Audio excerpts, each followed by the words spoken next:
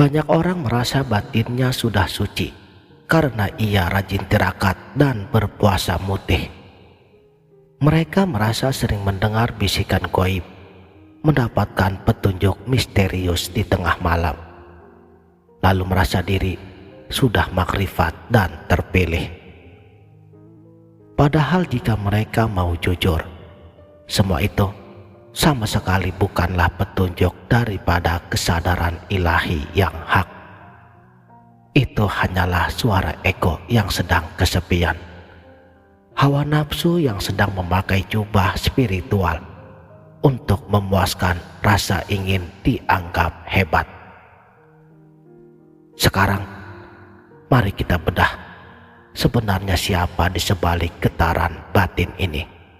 Menyalakan kembali sang guru di dalam ruang sunyi. Karena di dalam dada kita ternyata ada 3 lapisan suara yang terus berbicara secara bergantian. Dan celakanya, ketiganya justru menggunakan bahasa batin yang hampir serupa. Lalu bagaimana cara untuk membedakannya? Salam Sang Sejati. Kunci rahasia untuk membedakan semua ini yaitu melalui satu kata, tirakat. Menariknya, kata tirakat sendiri sebenarnya itu diserap daripada bahasa Arab, syarikat atau tarekat, yang berarti jalan atau cara untuk menempuh perjalanan menuju Allah. Tapi di Nusantara, kata ini kemudian melebur, bersenyawa dengan rasa, dan kemudian menjelma menjadi satu konsep spiritual yang disebut dengan lelaku. Lelaku yang bukan lagi sekedar teori di kepala, melainkan sebuah perjalanan batin yang nyata. Untuk memulai lelaku ini, kita harus jujur bahwa di dalam diri kita ada 3 lapisan suara yang terus berbicara secara bergantian. Di mana lapisan pertama adalah suara nafsu, si ambisius, yang sedang menyamar. Suara nafsu di level spiritual ini sangat jarang untuk mengajakmu berbuat kejahatan. Ia justru akan membisikimu, ayolah berpuasa lagi, biar kamu lebih peka. Ciri-ciri utamanya, suara ini selalu membuat dadamu berdebar, terburu-buru, dan menyalakan ego dirimu. Sekarang, ketahuilah, itu bukanlah petunjuk gaib. Itu adalah hawa nafsu yang sedang memakai jubah spiritual. Pada lapisan kedua adalah suara pikiran, si logika yang cemas. Ini adalah kumpulan memori dan kecemasan. Ciri suara pikiran ini adalah ia selalu berdebat dan sifatnya ragu-ragu. Melelahkan, membuat kepala terasa pening. Dan ia kemudian akan menutup mata batinmu secara perlahan-lahan dengan berbagai macam kabut keinginan. Dan pada lapisan yang ketiga, ini adalah suara rasa sejati, sang guru di dalam ruang sunyi. Ia berada di lapisan paling terdalam. Ia muncul hanya dalam keadaan hening yang utuh.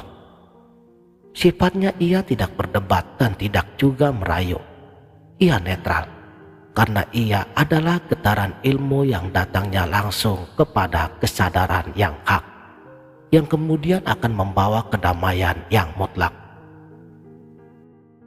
Lalu, bagaimana cara memunculkan suara terdalam tersebut? Disinilah filosofi tertinggi itu bekerja.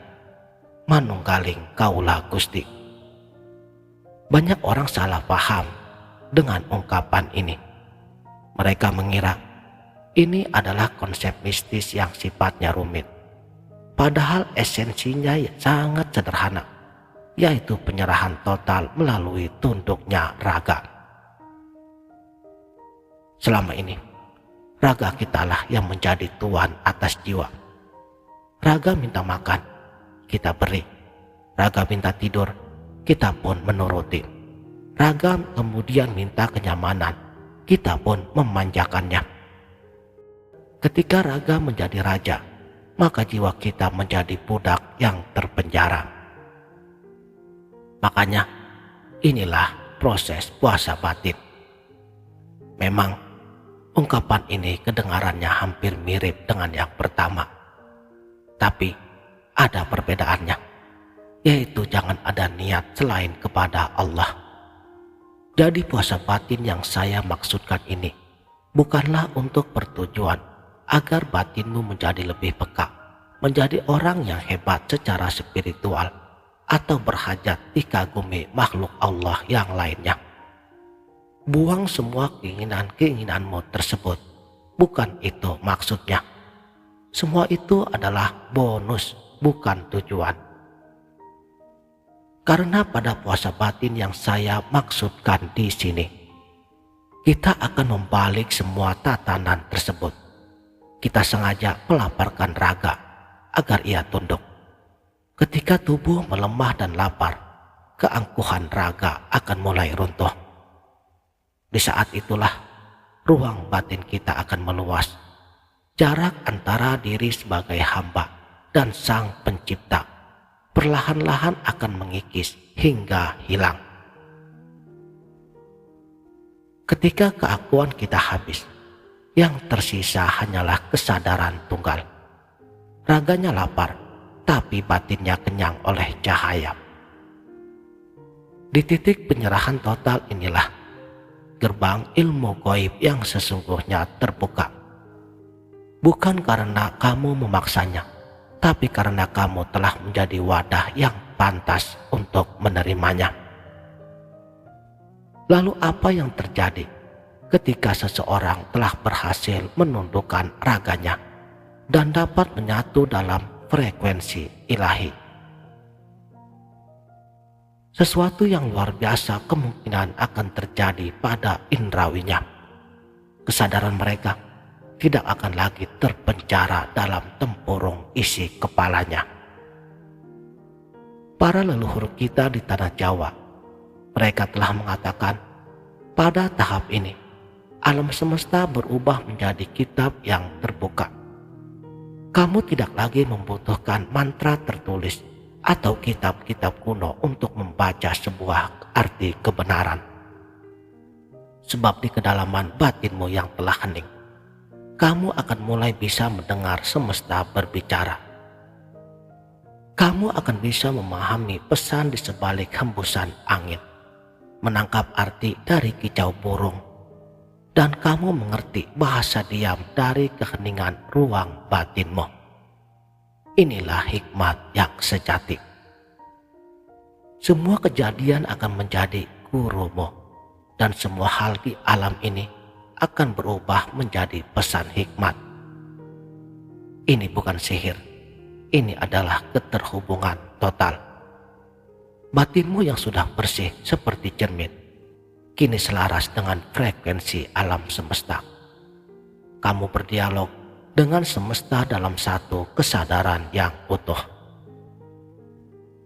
Saudaraku, sang sejati, tirakat bukanlah warisan usang untuk membuatmu menjadi sakti.